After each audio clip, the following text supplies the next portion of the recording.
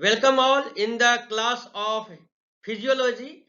In the previous class, we have discussed about the oral cavity, their structure, the salivary gland, tonsil, saliva composition, and salivary reflexes, their regulation, control, as well as the absorption and digestion in the stomach. So, in this class, we will learn about the structure and function of the pharynx, esophagus and the stomach. The motility associated with the pharynx and the esophagus is swallowing. That is entire process of moving food from the mouth through the esophagus into the stomach. The swallowing is initiated when a bolus or ball of chewed or liquid food is voluntarily forced by the tongue to the rear of the mouth into the pharynx. So the presence of the pressure of the bolus that stimulate the pharyngeal pressure receptor that is present in the swallowing center located in the medulla of the brain stem. The swallowing center then reflexly activate in the appropriate sequence the muscle involved in the swallowing. So swallowing is the most complex reflex in the body. Multiple highly coordinated responses are triggered in a specific all or non-pattern over a period of the time to accomplish the act of swallowing. So swallowing is initiated voluntarily, but once begun, it cannot be stopped.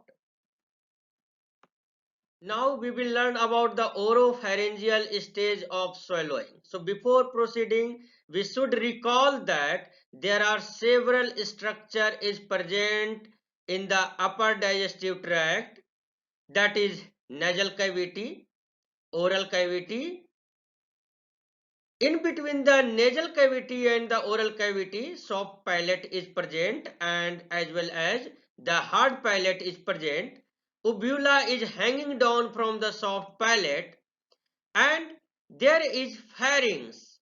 The pharynx is the nasopharynx that receive air from the nasal cavity and oropharynx that receive food from the buccal cavity, and the hypopharynx that attached with the two tubes. One is the windpipe and another is the food pipe. That windpipe is also called trachea and the food pipe is also called the esophagus. So at the primary portion of the trachea and upper to the trachea, there is a structure called epiglottis at the above of the glottis, and the glottis is present at the entrance of the larynx that have several functions during the voice organization as well as during the food swallowing. So now swallowing is divided into the oropharyngeal stage and the esophageal stage. So the oropharyngeal stage lasts about 1 second and consists of the moving of bolus from the mouth through the pharynx and into the esophagus. So when a bolus enter into the pharynx, it must be kept from the re-entering into the mouth, from the entering the nasal passage as well as from the entering to the trachea. So swallowing is managed by the complex coordinated activities, and the food is prevented from the entering the trachea primarily by the elevation of the larynx, which is located here, and tight closure of the vocal folds across the laryngeal opening or the glottis. So the first part of the trachea is the larynx or voice box across which the vocal folds are stretched. So during the swallowing process, the vocal fold serve a purpose unrelated to the speech formation. So the contraction of the laryngeal muscle align the vocal fold in tight opposition to each other, thus sealing the glottis entrance. Actually, oropharyngeal stage of swallowing involve 5 complex process. That is, first one is the swallowing center inhibit respiratory center in the brain stem during the swallowing process. Second one is the elevation of the uvula, prevent food from the entering into the nasal passage. Third one is the position of the tongue that prevent food from the re-entering the mouth. Fourth one is the epiglottis position. The epiglottis is pressed down over closed glottis as auxiliary mechanism to prevent the food from the entering into the trachea. Fifth one also the tight position of vocal fold across the glottis that prevent food from the entering into the respiratory airway system. Actually, the position of the tongue against the hard palate keeps food from the re-entering the mouth during the swallowing. The bolus tilts a small flap of the cartilaginous tissue, that is the epiglottis, the backward down over the closed glottis as further protection from the food entering into the trachea or respiratory airway. With the larynx and the trachea sealed off, the pharyngeal muscles that contract to force the bolus into the esophagus. Now we will see the structure and function of esophagus. The esophagus is a fairly straight muscular tubes that extend between the pharynx and the stomach. So laying from the most part in the thoracic cavity, it penetrates the diaphragm and joins the stomach in the abdominal cavity a few centimeters below the diaphragm. So the esophagus is guarded at both ends by the sphincter. The presence of sphincter, that is upper esophageal sphincter, is called the pharyngoesophageal sphincter, and the lower esophageal sphincter, that is also called the gastroesophageal sphincter. So the esophagus is exposed to a subatmospheric intrapleural pressure as a result of respiratory activity, a pressure gradient that exists between the atmosphere and the esophagus. So except during a swallowing process, the pharyngoesophageal sphincter, which is present here, that remain closed as a result of neurally induced contraction of the sphincter circular skeletal muscles. So tonic contraction of this upper esophageal sphincter keeps the entrance of the esophagus closed to prevent the large volume of the air from entering into the esophagus and stomach during breathing process. So instead, air is directed only into the respiratory airway, that is into the trachea. During the swallowing process, this sphincter opens and allow the bolus to pass into the esophagus. So once the bolus has entered into the esophagus, the pharyngoesophageal sphincter closes, the respiratory pathway are opened and breathing resumes. Actually, after the swallowing of the bolus, the swallowing center triggers a primary peristaltic wave that sweeps from the beginning to the end of the esophagus, forcing the bolus ahead of it through the esophagus to the stomach. The term peristalsis refers to the ring-like contraction of the circular smooth muscles that move progressively forward, pushing the bolus into a relaxed area ahead of the contraction. So the peristaltic waves takes about 5 to 9 seconds to reach the lower end of the esophagus. So when the primary peristaltic wave failed to push the large or sticky swallowed bolus, the lodged bolus distends the esophagus, stimulating pressure receptor within its wall and also reflexively increase salivary secretion. So as a result, a secondary peristaltic wave, a more forceful peristaltic wave is initiated, that mediated by the intrinsic nerve plexus. So these waves do not involve the swallowing center nor in the person aware of their occurrence. So now we will learn about the gastroesophageal sphincter.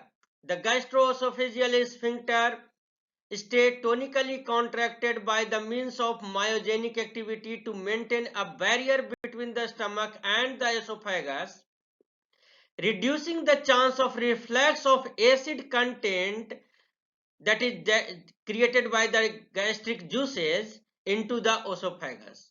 So if gastric content do flow backward despite the sphincter, the acidity of this content irritate the esophagus, causing the esophagus discomfort known as the heartburn. However, the heartburn is nothing related with the heart. As the peristaltic wave sweeps down the esophagus, the gastroesophageal sphincter relaxes so that the bolus can pass into the stomach. After the bolus has entered into the stomach, the swallow is completed and this lower esophageal sphincter again contracts. Mucus is secreted throughout the length of the digestive tract by the mucus secreting gland cell in the mucosa. So it provides lubrication and protective aspects to the esophageal wall from the acid and enzymes in the gastric juice if gastric reflux occurs. So now we will learn about the stomach. The stomach is a J-shaped chamber lying between the esophagus and the small intestine. So it is divided into three sections, that is fundus, body and antrum. The fundus is the part of the stomach that lies above the esophageal opening. So the middle or the main part of the stomach is the body. The smooth muscle layer in the fundus and the body are the relatively thin, but the lower part of the stomach, the antrum, has much heavier musculature. This difference in muscle thickness play an important role in gastric motility in these two regions. So the terminal portion of the stomach is the pyloric sphincter, which acts as a barrier between the stomach and the upper part of the small intestine, that is also called duodenum. Now we will investigate the function of the stomach. So the stomach is the primary site to store the ingested food until it can be emptied into the small intestine at a rate appropriate for optimal digestion and the absorption. So because the small intestine is the primary site for this digestion and absorption process, it is important that the stomach store the food and meter it into the duodenum at a rate that does not exceed the small intestine capacity. So the stomach secretes hydrochloric acid, HCl, and enzyme that begin protein digestion. So through the stomach mixing movement, the ingested food is pulverized and mixed with the gastric secretion to produce a thick liquid mixture known as chyme. The four aspects of gastric motility are filling, storage, mixing and emptying. In the next slide, we will investigate the four aspects of gastric motility, that is filling, storage, mixing and emptying. So actually in the empty condition, the stomach has a volume of about 50 ml, but it can expand to a capacity of about 1 liter during a meal. The stomach can accommodate such a 20-fold change in the volume with little change in the tension its wall and little rise in intragastric pressure. So actually the interior of the stomach has several deep folds. During a meal, these folds get smaller and nearly flatten out. So this reflects Relaxation of the stomach as it is receiving food is called receptive relaxation. So it enhances the stomach ability to accommodate the extra volume of food with little rise in the stomach pressure. So receptive relaxation is triggered by the act of eating and is mediated by the vagus nerves. Now we will learn about the gastric storage. Actually, a group of pacemaker cells, that is also called interstitial cell of Kajal, and we have learned a lot about the interstitial cell of Kajal in our previous lecture. This interstitial cell of Kajal or ICC, which is located in the upper fundus region of the stomach, that generate slow wave potentials. This slow wave potential sweeps down the length of the stomach toward the pyloric sphincter. So once this slow wave potential is initiated, it is spread over the fundus and the body to the antrum and the pyloric sphincter. So because the muscle layer are thin in the fundus and the body area, the peristaltic contraction in this region are very weak. So when the waves reach to the antrum portion, they become much stronger and more vigorous because the muscles here is much thicker. So the fundus usually does not store the food, but it contains only a pocket of the gas. So food is stored in the body without being mixed. So I am again repeating, in the body food is stored and it is not mixed properly. So food is gradually fed from the body into the antrum area where mixing actually takes place. So now we will learn about the gastric mixing process. Actually, the strong antral peristaltic contraction that mix the food into the gastric secretion to produce the chyme. So each antral peristaltic wave propel the food or chyme forward toward the pyloric sphincter. So the tonic contraction of the pyloric sphincter normally keeps it almost but not completely closed. So the opening is large enough for the water and other fluid to pass through with ease, but too small for the thicker chyme to pass through it, except when a strong antral peristaltic contraction pushes it through. So when even then, of the 30 ml of the chyme that the antrum can hold, it usually only a few milliliter of antral content are pushed into the duodenum with each peristaltic wave. So before more chyme can be squeezed out, the peristaltic wave reaches the pyloric sphincter and cause it to contract more forcefully, sealing off the exit and blocking further passage into the duodenum. Actually, gastric emptying process as well as the mixing process is a result of antral peristaltic contractions. So we will learn the steps involved in the gastric mixing as well as in the gastric emptying process. So first we see the gastric emptying process. Actually, as we know that the fundus has the interstitial cell of Kajal that initiate a slow wave potentials. So this peristaltic contraction is originates in the upper fundus area and that sweep down toward the pyloric sphincter. So the contraction become more vigorous as it reaches to the thick muscular antrum portion. So the strong antral peristaltic contraction propel the chyme forward in direction through the pyloric sphincter. So a small portion of chyme is pushed through the partially opened sphincter into the duodenum.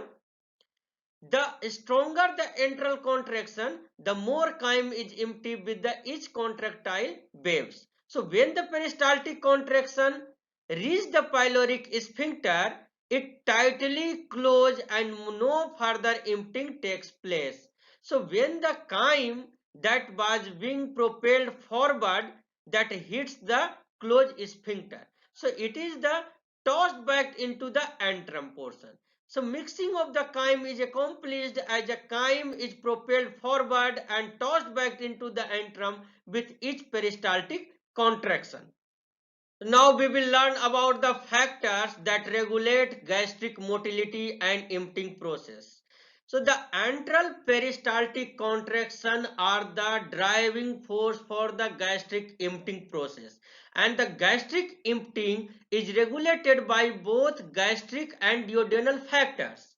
So the greater the excitability, the more frequently the basic electrical rhythm that will generate action potential, the greater the degree of peristaltic activity in the antrum takes place, that result the faster the rate of gastric emptying. So the stomach distension trigger increased gastric motility through a direct effect of stress on the stomach muscles, as well as through the involvement of the intrinsic plexus, the vagal nerves, and the stomach hormone gastrin. So the degree of fluidity of the chyme in the stomach influence the gastric emptying. Now we will learn about more about the factors that regulate gastric motility and empty process. Actually, the duodenum must be ready to receive the chyme and can delay the gastric emptying by reducing the peristaltic activity in the stomach until the duodenum is ready to accommodate more chyme. So even if the stomach is distended and its content are in a liquid form, it cannot empty until the duodenum is ready to deal with the chyme. So there are four important duodenal factors that influence gastric emptying are the fat, acid, hypertonicity, or the distension. So the presence of one or more of these stimulus in the duodenum activate appropriate duodenal receptors that trigger either a neural response or the hormonal response that put brake on the gastric motility by reducing the excitability of the gastric smooth muscle. So the neural response is mediated both the intrinsic nerve plexus, that is short reflex, and the autonomic nerve, that is long reflex. These both reflex is collectively called the introgastric reflexes. Actually, the hormonal response involve the release from the small intestine mucosa of several hormones collectively known as introgasterone.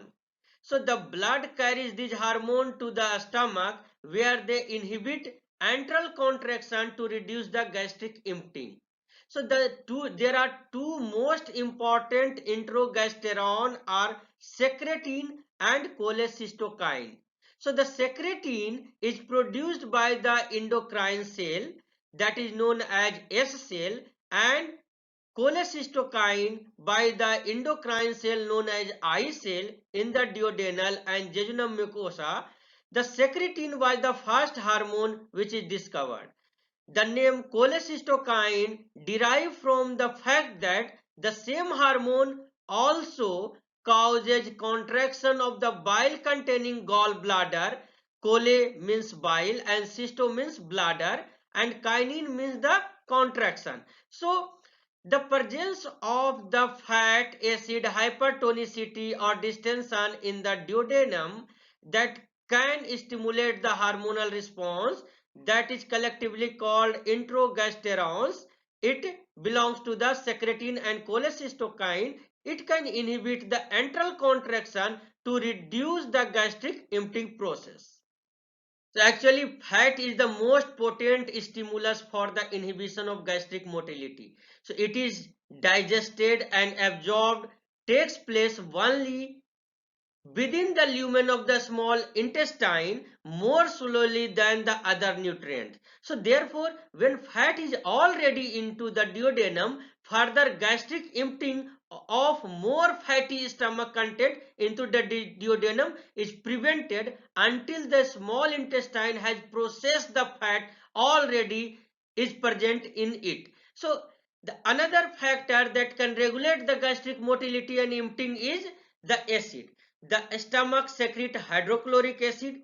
That highly acidic chyme is empty into the duodenum. So where it is neutralized by the sodium bicarbonate that is secreted into the duodenal lumen primarily from the pancreas. So this unneutralized acid irritate the duodenal mucosa and inactivate the pancreatic digestive enzyme that are secreted into the duodenal lumen. So therefore, unneutralized acid in the duodenum inhibit further emptying of the acidic gastric content until complete neutralization can be accomplished in the duodenum. Now we will see that how hypertonicity and distension in the duodenum can regulate the gastric motility and emptying. Actually, in duodenal lumen, protein and starch are digested. A large number of amino acid and glucose molecules generated during this digestion process. So if the absorption of these molecules does not take place with the rate of their digestion, the osmolarity of the duodenal content increases, that create hypertonicity environment. So more water molecule diffuse across the duodenal wall. A large volume of the water entering to the intestine from the plasma that lead to the intestinal distension. And due to the hypertonicity and distension, the circulatory disturbance occurs due to the reduction in the plasma volume. So to prevent this effect, gastric emptying is reflexively inhibited when the osmolarity of the duodenal content start to rise. So this is all about for the today lecture. Now I am closing this session and I am recommending some book for your reference and for the better understanding of human physiology as well as medical physiology. So thank you for the listening, and I am inviting you to join to the next lecture that is based on the stomach.